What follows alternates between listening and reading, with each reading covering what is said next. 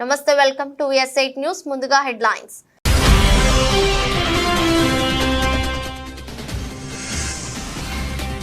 తిరుమల లడ్డు వివాదంలో సుప్రీంకోర్టు కీలక నిర్ణయం. ప్రత్యేక సిట్ ఏర్పాటుకు ఆదేశాలు.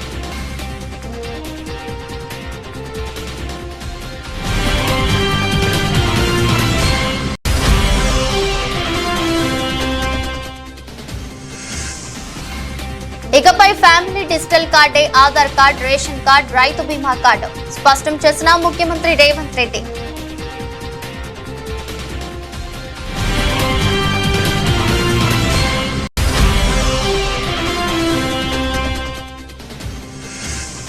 సనాతన ధర్మాన్ని దెబ్బతీయాలని చూసేవారు ఎవరైనా సరే తుడిచిపెట్టుకుపోతారు, హెచ్చరించిన ఉప ముఖ్యమంత్రి పవన్ కళ్యాణ్.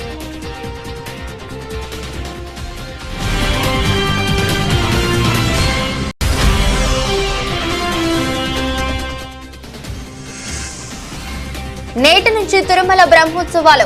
సాయంత్రం మీన లగ్నంలో ధ్వజారోహణంతో ప్రారంభం కానున్న బ్రహ్మోత్సవాలు.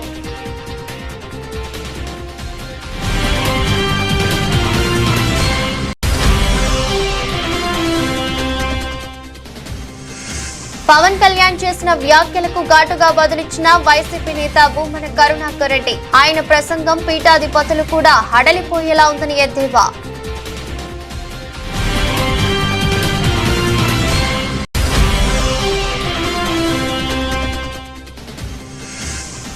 టీమిండియా మాజీ స్కిప్పర్ ధోనీపై హర్భజన్ సంచలన వ్యాఖ్యలు.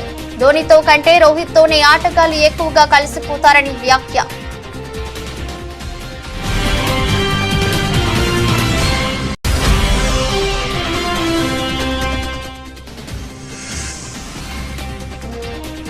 నష్టాల నుండి లాభాల్లోకి కోలుకుంటున్న దేశీయ సూచీలు.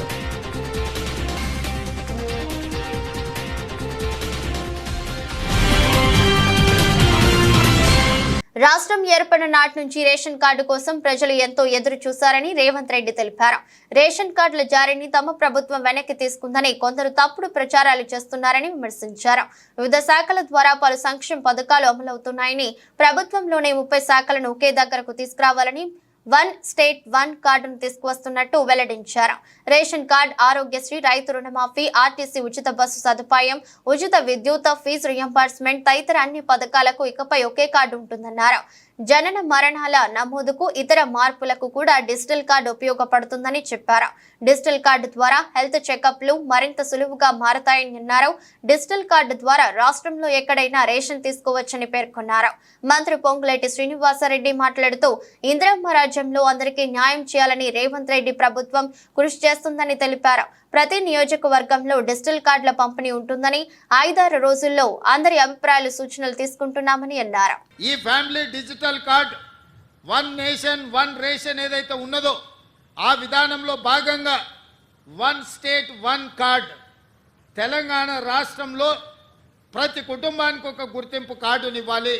ఆ గుర్తింపు కార్డులో వాళ్ళకు అందుబాటులోకి తీసుకొచ్చిన సంక్షేమ పథకాలన్నిటిని కూడా డిజిటలైజ్ చేసి కంప్యూటర్లో పొందుపరిచి ఏ శాఖ కావాలన్నా వాటిని చూడడానికి అర్హులైన వాళ్ళందరికీ సంక్షేమ పథకాన్ని అమలు చేయాలని ఈ విధానాన్ని తీసుకొచ్చినాము.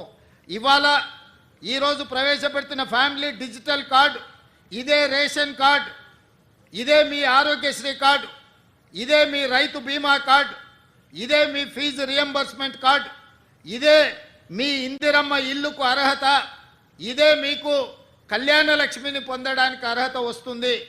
ప్రతి సంక్షేమ పథకం 200 యూనిట్లు ఉచిత కరెంటు కావచ్చు, ఆర్టీసీ బస్సు ఉచిత ప్రయాణం కావచ్చు, ఈ రకంగా రాష్ట్ర ప్రభుత్వం అమలు చేస్తున్న ప్రతి సంక్షేమ పథకాలను ఇందులోకి తీసుకొచ్చి అన్ని రకాలుగా మీ కుటుంబాలకు ఈ కార్డు ఒక రక్షణ కవచం కల్పించడానికే ఈ ఫ్యామిలీ డిజిటల్ కార్డుని రాష్ట్ర ప్రభుత్వం తీసుకొచ్చింది. సనాతన ధర్మాన్ని దెబ్బతీయాలని చూసేవారు ఎవరైనా సరే తుడిచిపెట్టుకుపోతారని ఉప ముఖ్యమంత్రి జనసేన పార్టీ అధినేత పవన్ కళ్యాణ్ హెచ్చరించారు. దీనిపై బలమైన చట్టం రావాల్సి ఉందన్నారు. గురువారం రాత్రి తిరుపతిలోని జ్యోతిరావు పులే కూడలిలో జరిగిన వరాహి డిక్లరేషన్ సభలో ఆయన ప్రసంగించారు. అత్యధిక అసెంబ్లీ పార్లమెంట్ స్థానాలు గెలిచి కేంద్ర ప్రభుత్వానికి వెన్నుదన్నుగా నిలిచిన తమ కూటమి ప్రభుత్వానికి రాజకీయాలు చేయాల్సిన అవసరం లేదని, ఇప్పుడేమీ ఎన్నికలు కూడా లేవని తెలిపారు. అధికారంలోకి వచ్చి కేవలం 100 రోజులే అయింది. ఎన్నికల్లో అభివృద్ధి సంక్షేమాలపై ఇచ్చిన హామీలను ఎలా నిలబెట్టుకోవాలా అన్న దాని గురించి ఇప్పుడు మేము ఆలోచిస్తున్నాం. దశాబ్దాలుగా చూస్తున్నాం. ఇదేం కొత్త కాదు. చట్టాలు కూడా పనిచేస్తాయా? చట్టాలు కూడా ఎలా పనిచేస్తాయంటే సనాతన ధర్మాన్ని పాటించే వారిపై వైపు నిర్దాక్షిణ్యంగాను, సనాతన ధర్మం పాటించే వారి వైపు చట్టాలు ఎలా పనిచేస్తాయంటే నిర్దాక్షిణ్యంగా పనిచేస్తాయి. అన్య ధర్మాలు పాటించే వారిపై ఎక్కువ మానవత్వం, దయ చూపిస్తారు. ఇంకా దూషణ చేసే వారికి కోర్టులు రక్షణ కల్పిస్తాయి. అయిన వాళ్ళకి ఆకులు, కాని వాళ్ళకి కంచాలు. ఇప్పుడు అది కూడా పోయింది, ఆకులు కూడా పోయింది. చేతుల్లో పెట్టి నాక్కోమంటున్నారు సనాతన ధర్మం ప్రాక్టీస్ చేసేవాళ్ళు. ఇది సరదాగా చెప్పట్లా. ఈ స్టేట్మెంట్ని సబ్స్టాన్షియేట్ చేయడానికి చిన్న ఉదాహరణ. ఈ మధ్యన ఒక యువ నాయకుడు అన్న మాటలు, సనాతన ధర్మం ఒక వైరస్, దాన్ని అంతం చేస్తాం. మీరు ఇలాంటి స్టేట్మెంట్స్ ఒక ఇస్లాం మీద జరిగితే వెంటనే దేశంలో ఉన్న కోర్టులన్నీ స్పందిస్తాయి, నిర్దాక్షిణ్యంగా శిక్షిస్తాయి.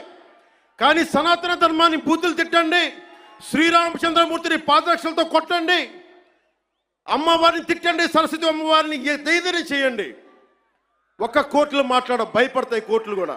తిరుమల లడ్డు కల్తీ వ్యవహారంపై స్వతంత్ర బృందంతో విచారణ జరిపించడం మంచిదని సుప్రీంకోర్టు అభిప్రాయపడింది. 5 సభ్యులతో దర్యాప్తు బృందం ఏర్పాటు చేయాలని జస్టిస్ బిఆర్ గవాయ్ తెలిపారు. 2 సిబిఐ, 2 రాష్ట్ర పోలీస్ అధికారులు, 1 ఫుడ్ సేఫ్టీ అధికారితో సిట్ ఏర్పాటు చేయాలని సూచించారు. ఈ బృందాన్ని సిబిఐ డైరెక్టర్ సూపర్వైజ్ చేయాలన్నారు. తిరుమల లడ్డూగా వ్యవహారం కోట్లాది భక్తులకు సంబంధించిన అంశమని, ఇందులో రాజకీయ డ్రామా వద్దని సుప్రీంకోర్టు కోరింది. తిరుపతి లడ్డు వివాదంపై శుక్రవారం ఉదయం justice BR Gavai, justice KV విశ్వనాథన్లతో కూడిన ధర్మాసనం విచారణ చేపట్టింది. ఈ సందర్భంగా కేంద్రం తరపున సొలిసిటర్ జనరల్ తుషార్ మొహతా వాదనలు వినిపించారు. ఏపీ ప్రభుత్వం ఏర్పాటు చేసిన ప్రత్యేక బృందం కొనసాగించాలా లేదా ప్రత్యేక స్వతంత్ర దర్యాప్తు సంస్థను ఏర్పాటు చేయాలా అన్న అంశంపై కేంద్రం తరపున అభిప్రాయం చెప్పాలని గత విచారణలో సుప్రీంకోర్టు అడిగిన దానికి ఆయన బదులు ఇచ్చారు. లడ్డు వ్యవహారంలో ఆరోపణలు నిజమైతే అది ఆమోదయోగ్యం కాదని అన్నారు. ఈ కేసు విచారణకు సిట్ విచారణ ఒక్కటే సరిపోదని అభిప్రాయం వ్యక్తం చేశారు. కేంద్రం నుంచి పర్యవేక్షణ ఉండటం మంచిదని తెలిపారు. వైవి సుబ్బారెడ్డి తరపున కపిల్ సిబిల్ వాదనలు వినిపించారు. నెయ్యి కల్తీ జరిగింది టీడీపీ సమయంలోనే అని ఆయన కోర్టుకు తెలిపారు. నెయ్యిలో కల్తీ ఉంటే లోపలికి ఎందుకు అనుమతించారని ప్రశ్నించారు. ఈ వ్యవహారంపై సీఎం మాట్లాడారని, నిన్న మరొకరు మాట్లాడారని చెప్పారు. ఇలాంటి సమయంలో సిట్ దర్యాప్తును సరికాదని పేర్కొన్నారు. దీంతో వాదనలు విన్న ధర్మాసనం 5 సభ్యులతో సిట్ ఏర్పాటు చేయాలని సూచించింది. ఈ ఏడాది రాష్ట్రంలో వరి సాగులో 58% సన్న రకాలు పండించారని, రాష్ట్ర ప్రభుత్వం ఇస్తున్న 500 ప్రోత్సాహకంతో వచ్చే ఏడాది నుంచి సన్నాల సాగు దిగుబడి మరింత పెరుగుతుందని సీఎం రేవంత్ రెడ్డి ఆశాభావం వ్యక్తం చేశారు. క్రమంగా రాష్ట్రంలో 100% సన్న వడ్లు పండించే రోజులు వస్తాయన్నారు. దొడ్డు వడ్లకు మార్కెట్లో డిమాండ్ లేదని, ఎఫ్సిఐ వద్ద కూడా భారీగా దొడ్డు బియ్యం నిల్వలు ఉన్నాయని చెప్పారు. అందుకే సన్న రకాల సాగును రాష్ట్ర ప్రభుత్వం ప్రోత్సహిస్తుందని రేవంత్ రెడ్డి తెలిపారు. పౌర సరఫరాల శాఖ మంత్రి ఉత్తమ్ కుమార్ రెడ్డితో కలిసి అన్ని జిల్లాల కలెక్టర్లు, ఎస్పీలతో వీడియో కాన్ఫరెన్స్ లో సీఎం మాట్లాడారు. రాష్ట్ర వ్యాప్తంగా అన్ని జిల్లాల్లో ధాన్యం కొనుగోళ్ల ప్రక్రియ సాఫీగా జరిగేలా చూడాలని సీఎం రేవంత్ అధికారులను ఆదేశించారు. రైతులకు ఇచ్చిన మాట ప్రకారం ఈ సీజన్ నుంచే సన్నాలకు ఎంఎస్పీకి అదనంగా ఒక్కో క్వింటాలకు 500 బోనస్ చెల్లిస్తామని స్పష్టం చేశారు. గత సీజన్ లో కొనుగోలు కేంద్రాల్లో ధాన్యం అమ్మిన రైతులకు 3 రోజుల్లో డబ్బులు ఇచ్చామని, ఈసారి 48 గంటల్లోపే రైతుల ఖాతాల్లో డబ్బులు జమ చేసేందుకు ప్రయత్నిస్తున్నామన్నారు. ఖరీఫ్ ధాన్యం కొనుగోళ్లకు ఈసారి రాష్ట్ర వ్యాప్తంగా 1000కు పైగా కేంద్రాలు ఏర్పాటు చేస్తున్నట్లు ముఖ్యమంత్రి ప్రకటించారు. ఇప్పటికే గుర్తించిన కేంద్రాలు కాకుండా ఇంకా ఎక్కడైనా అవసరమని కలెక్టర్లు భావిస్తే ఏర్పాటు చేయాలన్నారు. రాష్ట్రంలో ఈ వానాకాలంలో 66.73 లక్షల ఎకరాల్లో వరి సాగు చేశారని, గతంలో ఎన్నడూ లేని విధంగా రికార్డు స్థాయిలో 140 లక్షల మెట్రిక్ టన్నుల ధాన్యం దిగుబడి వస్తుందని వ్యవసాయ శాఖ అంచనా వేసిందని చెప్పారు. సన్న వడ్లకు బోనస్ ఇవ్వటం ఇదే మొదటిసారి కావడంతో తగిన జాగ్రత్తలు తీసుకోవాలని, ఎక్కడ ఎలాంటి తప్పులు జరగకుండా చూడాల్సిన బాధ్యత జిల్లా కలెక్టర్లపై ఉందన్నారు. రాజన్న సిరిసిల్ల జిల్లా వేములవాడ అర్బన్ మండలంలో బీజేపీ సభ్యత్వ నమోదు కార్యక్రమాన్ని నిర్వహించారు. ఈ కార్యక్రమానికి ముఖ్య అతిథిగా బీజేపీ ఎమ్మెల్యే అభ్యర్థి డాక్టర్ చెన్నమినేని వికాస్ దీప హాజరయ్యారు. అనంతరం పలువురికి సభ్యత్వాలు నమోదు చేయించారు. వికాస్ రావు మాట్లాడుతూ బీజేపీ పార్టీలో చేరడానికి యువత ఆసక్తి చూపుతున్నారని అన్నారు. రానున్న రోజుల్లో దేశ సమగ్రత, అభివృద్ధి, సామాజిక న్యాయం బీజేపీతోనే సాధ్యమవుతాయని అన్నారు. బీజేపీ పార్టీని బలోపేతం చేసేందుకు విస్తృత స్థాయిలో సభ్యత్వ నమోదు కార్యక్రమం చేపడుతున్నామని తెలిపారు. ఈరోజు వేములవాడ అర్బన్ మండలం సంబంధించిన బీజేపీ కార్యకర్త సభ్యత్వ నమోదు కార్యక్రమం జరిగింది. దీనికి ప్రజలు, కార్యకర్తలు పెద్ద ఎత్తున హాజరైనరు. ముఖ్యంగా భారతీయ జనతా పార్టీలో చేరడంతో ఈరోజు దేశాన్ని వారు బలోపేతం చేస్తున్నారని చెప్పడం జరిగింది. ముఖ్యంగా ఈరోజు మోడీ అంటేనే 3D, దేశం, ధర్మం, డెవలప్మెంట్. ఈరోజు బీజేపీని బలోపేతం చేయాలని అందరిని కోరడం జరిగింది. ముఖ్యంగా గత పార్లమెంట్ ఎలక్షన్లో బీజేపీకి 77 లక్షల ఓట్లు వచ్చినాయి. దాదాపు 50 లక్షల దాకా మెంబర్స్ చేయాలని బీజేపీ టార్గెట్ పెట్టుకుంది. ఆ టార్గెట్లో వేములవాడ ఫస్ట్ ప్లేస్లో ఉండాలని ఆ తపనతో మేము విస్తృతంగా ప్రోగ్రాం చేస్తున్నాము. రాబోయే రోజులలో దేశ సమగ్రత కావచ్చు, అభివృద్ధి కావచ్చు, సామాజిక న్యాయం కావచ్చు, ఇవన్నీ కేవలం బీజేపీతోనే సాధ్యమవుతుందని ప్రజలలో, గ్రామాలలో మేము చెప్పి వారిని పార్టీలో చేర్చుకుంటున్నాం. ముఖ్యంగా యువత మంచి స్పందిస్తుంది. రాబోయే రోజుల్లో బీజేపీ తెలంగాణలో ప్రభుత్వం ఫామ్ చేయడానికి ఇది సభ్యత్వ నమోదు ఒక పునాది అవుతుందని ఆ కాన్సెప్ట్తో, ఆ నమ్మకంతో ముందెళ్తున్నాం. అదే కాకుండా ఈ స్థానిక ఎలక్షన్లో కూడా ఈ సభ్యత్వ నమోదు ద్వారా అధిక మెంబర్స్ ఉండడంతో మా ఓటింగ్ శాతం స్థానిక సంస్థల్లో కూడా ఎక్కువై సర్పంచులు, ఎంపీటీసీలు గెలవాలనే సంకల్పంతో మేము విస్తృతంగా కార్యక్రమాలు చేస్తున్నాము. ప్రజల భాగస్వామ్యం కావాలని కోరుకుంటూ అందరికీ ధన్యవాదాలు. ఇంద్రకీలాద్రిపై ఇవాళ శ్రీ గాయత్రి దేవిగా అమ్మవారు దర్శనమిచ్చారు. ఈరోజు అమ్మవారిని విజయవాడ ఎంపీ కేశినేని శివనాథ్ దర్శించుకున్నారు. ఈ సందర్భంగా అమ్మవారికి ప్రత్యేక పూజలు చేశారు. ఉత్సవాల సందర్భంగా పోలీసులు కొండపై ఆంక్షలు విధించారు. భక్తులకు ఎలాంటి అసౌకర్యాలు కలగకుండా ఆలయ అధికారులు, పోలీసులు అన్ని ఏర్పాట్లు చేపట్టారు. అమ్మవారిని దర్శించుకోవడానికి భక్తులు భారీగా తరలివస్తున్నారు. దీంతో ఆలయ పరిసరాలు కిటకిటలాడుతున్నాయి. కొండపై నుంచి వచ్చే వాహనాలతో ట్రాఫిక్ జామ్ నెలకొంది. దీంతో భక్తుల ఇబ్బందులు పడుతున్నారు. ఈ సందర్భంగా కేశినేని శివనాథ్ మీడియాతో మాట్లాడుతూ దసరా శరన్నవరాత్రి మహోత్సవాల సందర్భంగా దుర్గమ్మను దర్శించుకోవడం ఎంతో ఆనందంగా ఉందని తెలిపారు. అంతేకాకుండా రాష్ట్ర ప్రభుత్వం యొక్క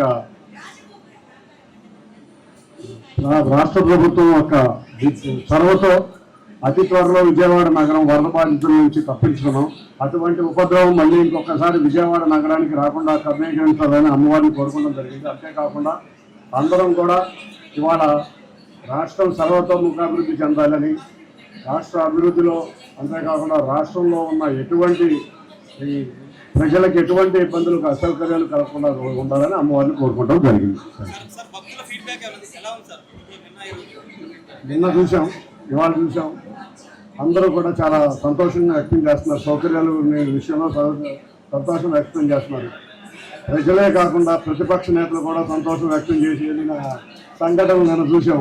ఇటువంటి అరుదైన సంఘటనలు, ఇటువంటి ఘనత ఇవాళ ప్రభుత్వం ఏర్పాటు చేసిన అధికారులకి, ఇక్కడ కష్టపడిన ప్రతి ఒక్కరికి ధన్యవాదాలు తెలుపుకుంటున్నాను.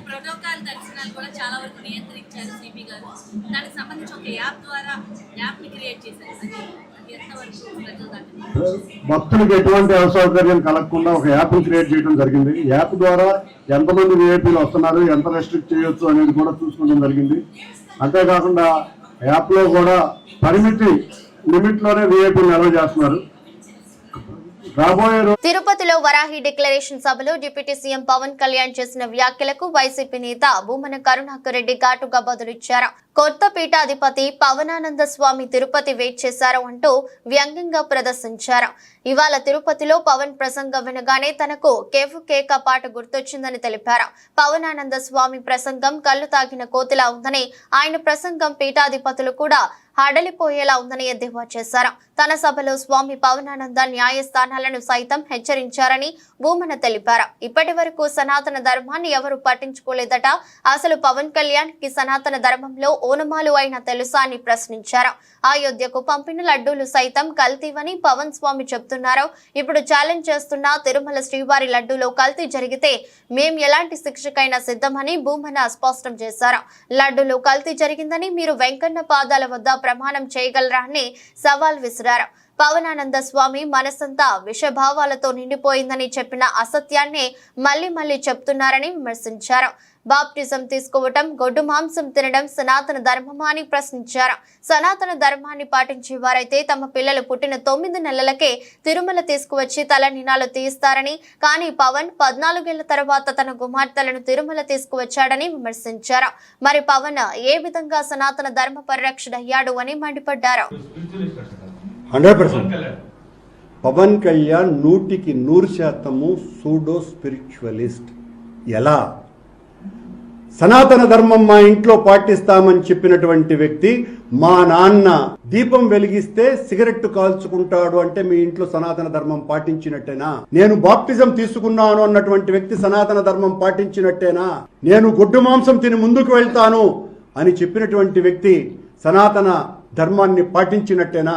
వీటికి సమాధానాలు చెప్పిన తర్వాత అతను సనాతన ధర్మాన్ని గురించి మాట్లాడారు. సంగారెడ్డి జిల్లా పటాన్చెరు నియోజకవర్గం పటాన్చెరు డివిజన్ పరిధిలోని ముదిరాజ్ భవన్ లో తెలంగాణ యోగాసన స్పోర్ట్స్ అసోసియేషన్ ఆధ్వర్యంలో ఏర్పాటు చేసిన 5వ రాష్ట్ర స్థాయి యోగా పోటీలను లాంఛనంగా ప్రారంభించిన పటాన్చెరు శాసనసభ్యులు గూడెం మహిపాల్ రెడ్డి ప్రతి ఒక్కరి జీవితంలో యోగా భాగం కావాలని కోరారు. ప్రతిరోజు యోగా చేయడం ద్వారా మానసిక ప్రశాంతత, సంపూర్ణ ఆరోగ్యం లభిస్తుందని తెలిపారు. హాజరైన పటాన్చెరు కార్పొరేటర్ మెట్టు కుమార్ యాదవ్, మార్కెట్ కమిటీ మాజీ చైర్మన్ విజయ్ కుమార్, అసోసియేషన్ ప్రతినిధులు పాల్గొన్నారు.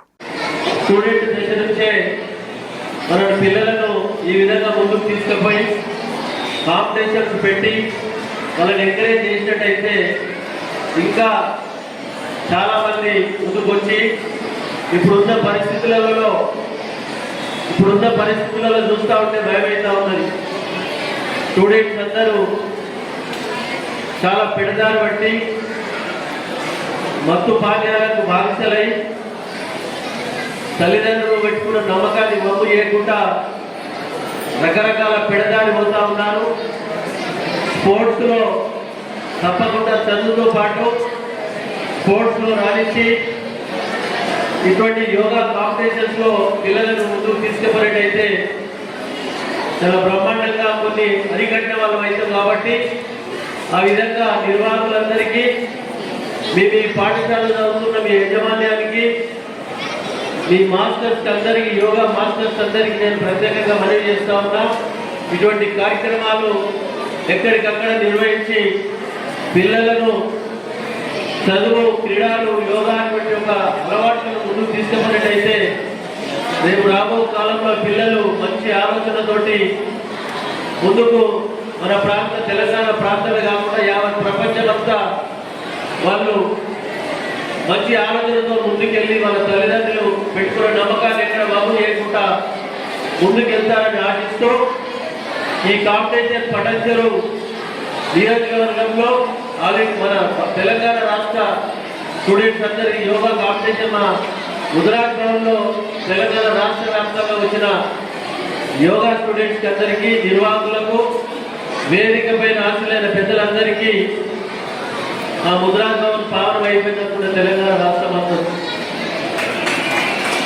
తెలంగాణ రాష్ట్ర నలుగురికి వచ్చి మా ముదిరాజ్ భవన్లో ఈ యోగా కాంపిటీషన్ నిర్వహిస్తున్నందుకు మా ముదిరాజ్ భవన్ గిట్ట పావనమైంది, మా నియోజకవర్గం గిట్ట పావనమైందని తెలియజేస్తూ మీ అందరికీ మరొకసారి నేను ఈ కార్యక్రమంలో పాల్గొన్న ప్రతి ఒక్కరికి పేరున నేను శిరస్సు వచ్చి నమస్కరించుకుంటూ ధన్యవాదాలు తెలియజేస్తాము. Thank you. ఇంద్రకీలాద్రిపై శ్రీ గాయత్రి దేవిగా దర్శనమిస్తున్న దుర్గమ్మను గన్నవరం ఎమ్మెల్యే యార్లగడ్డ వెంకట్రావు కుటుంబ సమేతంగా దర్శించుకున్నారు.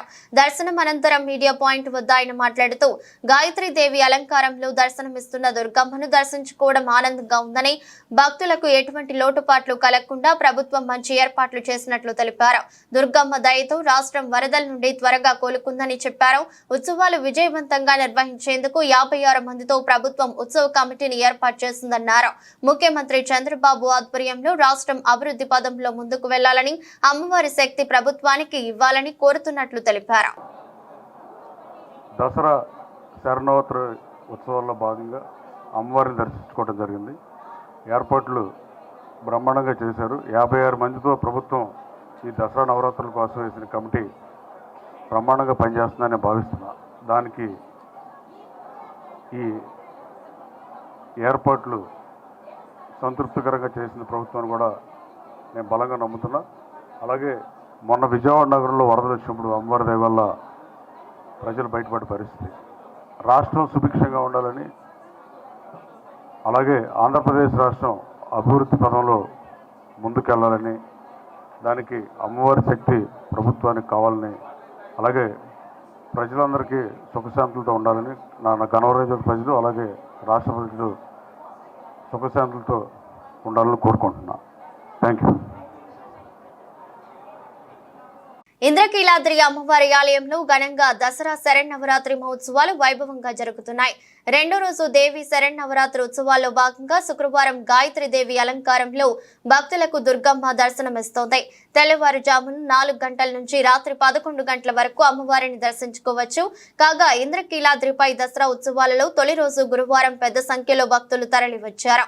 ఉత్సవాల నిర్వహణలో వివిధ శాఖల సమన్వయం కారణంగా అమ్మ దర్శనాలు ప్రశాంతంగా సాగాయి. భక్తులకు ఎలాంటి ఇబ్బందులు కలగకుండా అధికారులు చర్యలు చేపట్టారు. ప్రోటోకాల్ ఉన్న వారికి మినహా అంతరాలయ దర్శనాలను చాలా వరకు నియంత్రించారు. ఈసారి వీఐపీల దర్శనాలను ఉదయం సాయంత్రం నిర్ణీత సమయంలోనే అనుమతించడం వల్ల అంతరాలయ దర్శనాలు తగ్గాయి. శ్రీమాత్రే నమః. ఆదిపరాశక్తి అఖిలాండ కోటి బ్రహ్మాండ నాయకి జగన్మాత ఇంద్రకీలాద్రిపైన కనకదుర్గా స్వరూపంగా అవతరించి భక్తులను అనుగ్రహిస్తున్న ఈ దివ్యమైన క్షేత్రంలో ఈ క్రోధినామ సంవత్సరంలో శ్రీదేవి శారదా శరన్నవరాత్రి దివ్య మహోత్సవములు అత్యంత వైభవోపేతంగా ప్రారంభమై నేడు మనం 2వ రోజులో ఉన్నాం. నేడు అమ్మవారిని మనం శ్రీ గాయత్రీదేవిగా దర్శించుకుంటూ ఉన్నాం, పూజించుకుంటూ ఉన్నాం, ఆరాధిస్తూ ఉన్నాం. అయితే అమ్మవారు ఒక ప్రత్యేకమైన విభిన్నమైన విశిష్టమైన రూపంలో మనకి దర్శనమిస్తున్నది. ఈ రోజున 5 శిరస్సులతో అమ్మవారు మనకి దర్శనమిస్తూ ఉన్నది. ఈ 5 శిరస్సులు కూడా 5 వర్ణములతో ఉన్నాయి, అంటే 5 రంగులతో. ఇవి దేనికి సంకేతంగా అమ్మవారు ధరించినది అంటే భూమి, అగ్ని, ఆకాశము, వాయువు, జలము అనే పంచభూతములు ఏవైతే ఉన్నాయో ఆ పంచభూత వర్ణములను తన శిరస్సుకు ధరించి తానే ప్రకృతి స్వరూపంగా మనకి దర్శనమిస్తున్న జగన్మాత 5 శిరస్సులకు 3 నేత్రములతోనూ 10 చేతులతోనూ హంసవాహినిగా ఆ గాయత్రీదేవి మనకి దర్శనమిస్తున్నది. గయాంత్రాయతే ఇది గాయత్రి అంటే ప్రాణశక్తి గాయత్రీదేవి. కాబట్టి త్రిసంధ్యల యందు కూడా మనం ఉపాసించే స్వరూపం ఆ గాయత్రీదేవి. కాబట్టి అటువంటి అమ్మ ఉపాసన చేత ముందుగా మనం ప్రాణశక్తిని మనం పొందగలుగుతాము. అలాగే నా గాయత్ర్యా పరో మంత్రం, గాయత్రి మంత్రానికి మించిన మంత్రం ఇంకొకటి లేదు. అటువంటి అమ్మ ఉపాసన, ఆరాధన, నామ జపం కూడా మనం ప్రాణశక్తిని పొందడమే కాకుండా జ్ఞానాన్ని కూడా మనం పొందగలుగుతాం. తద్వారా ఇహంలో సౌఖ్యమైన ఆనందమైన జీవితాన్ని ఆ అమ్మ అనుగ్రహంతో మనం పొందగలుగుతాం. శ్రీమాత్రే నమః. కలియుగ ప్రత్యక్ష దైవం తిరుమల శ్రీవారి బ్రహ్మోత్సవాలకు ఏర్పాట్లు పూర్తయ్యాయి. ఈ రోజు నుంచి ప్రారంభమయ్యే నవాహ్నిక సాలకట్ల బ్రహ్మోత్సవాలను అంగరంగ వైభవంగా నిర్వహించేందుకు టీటీడీ ఏర్పాట్లను పూర్తి చేసింది. బ్రహ్మోత్సవాల్లో భాగంగా ధ్వజారోహణానికి ముందు రోజు నిర్వహించే అంకురార్పణ కార్యక్రమాన్ని గురువారం రాత్రి శాస్త్రోక్తంగా నిర్వహించారు. ఈ సందర్భంగా సేనాధిపతి విశ్వక్సేనుల ఉత్సవం ఘనంగా జరిగింది. మాడ వీధుల్లో విశ్వక్సేనుల ఊరేగింపు నిర్వహించారు. ఈ రోజు సాయంత్రం 5:45 మీన లగ్నంలో నిర్వహించే ధ్వజారోహణంతో బ్రహ్మోత్సవాలు ప్రారంభం కానున్నాయి. ఈ రోజు రాత్రి వాహన సేవలు మొదలై 9 రోజుల పాటు వివిధ వాహన సేవలపై మలయప్ప స్వామి ఊరేగింపు చేయనున్నారు. 12వ తేదీ చక్ర స్నానంతో బ్రహ్మోత్సవాలు ముగియనున్నాయి. ఈ రోజు రాష్ట్ర ప్రభుత్వం తరపున శ్రీవారికి ముఖ్యమంత్రి చంద్రబాబు పట్టు వస్త్రాలు సమర్పించనున్నారు. సీఎం పర్యటన నేపథ్యంలో కట్టుదిట్టమైన భద్రతా చర్యలను చేపట్టారు. ఇక బ్రహ్మోత్సవాల సందర్భంగా ప్రైవేటు వాహనాలపై పోలీసులు ఆంక్షలు విధించారు. ఈ రోజు నుంచి ఈ నెల 7వ తేదీ మధ్యాహ్నం వరకు ప్రైవేటు వాహనాలను PSC 3 వరకు మాత్రమే అనుమతిస్తారు. గరుడ సేవ సందర్భంగా 7వ తేదీ మధ్యాహ్నం 2 గంటల నుంచి 9వ తేదీ ఉదయం 9 గంటల వరకు ప్రైవేటు వాహనాలకు ఘాట్ రోడ్లో అనుమతి లేదు. అలాగే 9వ తేదీ ఉదయం 9 గంటల నుంచి 12వ తేదీ వరకు ప్రైవేటు వాహనాలను PSC 3 వరకు మాత్రమే అనుమతి ఇచ్చినట్లు పోలీసులు చెప్పారు. ఇప్పటికే ఘాట్ రోడ్డులో ద్విచక్ర వాహనాలను నిలిపివేసినట్లు ప్రకటించారు. దేశానికి 2 ప్రపంచ కప్లు ఛాంపియన్స్ ట్రోఫీ అందించి పెట్టిన టీమిండియా మాజీ కెప్టెన్ మహేంద్ర సింగ్ ధోనీపై మాజీ స్పిన్నర్ హర్భజన్ సింగ్ సంచలన వ్యాఖ్యలు చేశారు. Indian Premier League Dhoni, Rohit ఇద్దరి కెప్టెన్సీలో ఆడిన బజ్జీ ఇద్దరిలో బెస్ట్ కెప్టెన్ ఎవరన్న ప్రశ్నకు రోహిత్ కే ఓటేశాడు. ధోని కెప్టెన్సీలో భారత జట్టు 2007 T20 ప్రపంచ కప్, 2011లో వన్డే ప్రపంచ కప్ గెలుచుకోగా 2013లో ఛాంపియన్స్ ట్రోఫీ గెలుచుకుని ICC అన్ని ట్రోఫీలు గెలుచుకున్న జట్టుగా రికార్డులకెక్కింది. రోహిత్ శర్మ సారథ్యంలోని భారత జట్టు 2024 T20 ప్రపంచ కప్ గెలుచుకుంది. IPLలో ధోని సారథ్యంలో చెన్నై సూపర్ కింగ్స్, రోహిత్ సారథ్యంలోని ముంబై ఇండియన్స్ జట్లు చెరో 5 టైటిళ్లు సాధించాయి. ధోనితో పోలిస్తే రోహిత్ బెస్ట్ కెప్టెన్ అని కితాబునిచ్చిన హర్భజన్ సింగ్ రోహిత్ తన ఆటగాళ్లకు చేరువగా ఉంటాడని, ధోనితో పోలిస్తే ఈ లక్షణాలు అతన్ని వేరుగా ఉంచుతాయని ప్రశంసించాడు. ధోనితో కంటే రోహిత్ తోనే ఆటగాళ్లు ఎక్కువగా కనెక్ట్ అవుతారని పేర్కొన్నాడు. రోహిత్ తన ఆటగాళ్లతో సన్నిహితంగా మెలుగుతాడని, వారి వ్యూహాలను అర్థం చేసుకుంటాడని, వారిలో ఆత్మవిశ్వాసం నింపడం వంటివి అతన్ని పీపుల్స్ కెప్టెన్ గా మార్చాయని కితాబునిచ్చాడు. ఈ విషయంలో ధోని కంటే మెరుగని పేర్కొన్నాడు. స్పోర్ట్స్ యూరీ కార్యక్రమంలో మాట్లాడుతూ ఆయన వ్యాఖ్యలు చేశాడు. మైదానంలో ధోని కూల్ గా ప్రశాంతంగా ఉంటాడని పేర్కొన్న హర్భజన్ ఆటగాళ్ల విషయంలో ధోని జోక్యం చేసుకోవడని విమర్శించాడు. ఆటగాళ్లు తప్పు చేసినా చెప్పడని, ఆ తప్పుల నుంచి వారే నేర్చుకుంటాడని వదిలేస్తాడని చెప్పాడు. ధోని మౌనంగా ఉంటూనే తన ఆలోచనలను ఆటగాళ్లకు తెలియజేసేవాడని, సహచరులతో అలానే సంభాషించడం అతని శైలి అని చెప్పుకొచ్చాడు. అదే సమయంలో రోహిత్ ఆటగాళ్లతో కలిసిపోయే విధానం, మాట్లాడే తీరు వారిలో నమ్మకాన్ని పెంచడం వంటివి ధోని కంటే భిన్నంగా నిలబడతాయని, ఆటగాళ్లలో విశ్వాసాన్ని పెంచుతాయని వివరించాడు.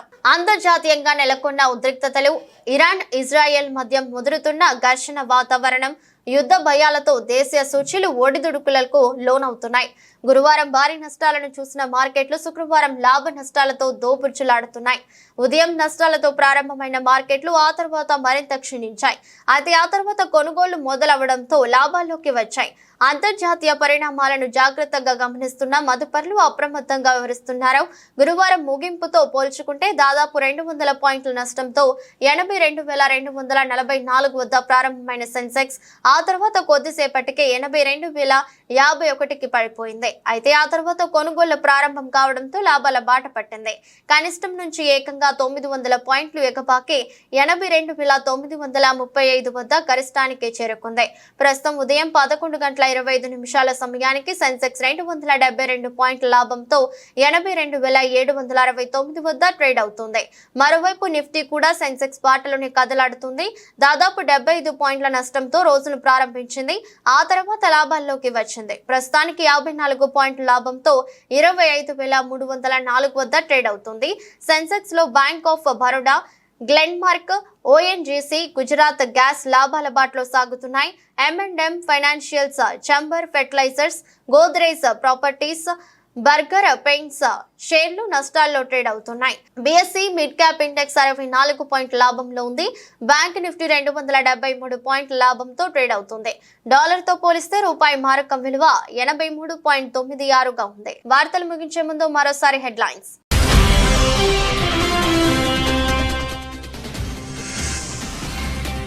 తిరుమల లడ్డు వివాదంలో సుప్రీంకోర్టు కీలక నిర్ణయం, ప్రత్యేక సిట్ ఏర్పాటుకు ఆదేశాలు.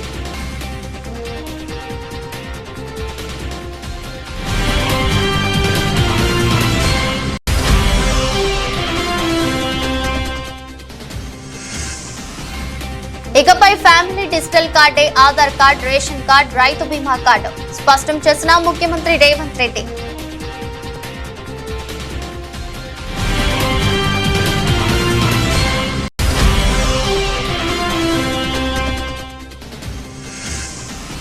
సనాతన ధర్మాన్ని దెబ్బతీయాలని చూసేవారు ఎవరైనా సరే తుడిచిపెట్టుకుపోతారు హెచ్చరించిన ఉప ముఖ్యమంత్రి పవన్ కళ్యాణ్.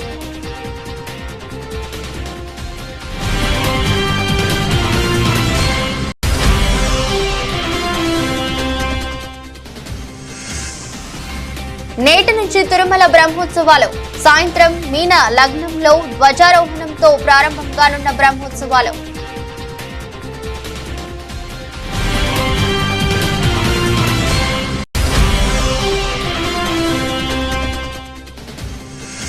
పవన్ కళ్యాణ్ చేసిన వ్యాఖ్యలకు ఘాటుగా బదులిచ్చిన వైసీపీ నేత భూమన కరుణాకర్ రెడ్డి. ఆయన ప్రసంగం పీఠాధిపతులు కూడా హడలిపోయేలా ఉందని ఎద్దేవా.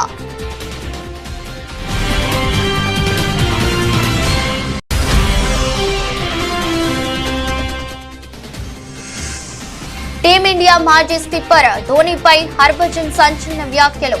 ధోనీతో కంటే రోహిత్ తోనే ఆటగాళ్లు ఎక్కువగా కలిసిపోతారని వ్యాఖ్య.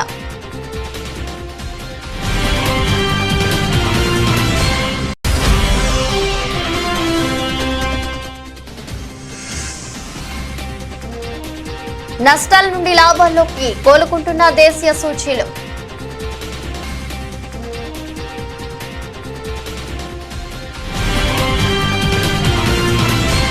ఇది రోజు బులెటిన్. మరో బులెటిన్లో మళ్ళీ కలుద్దాం.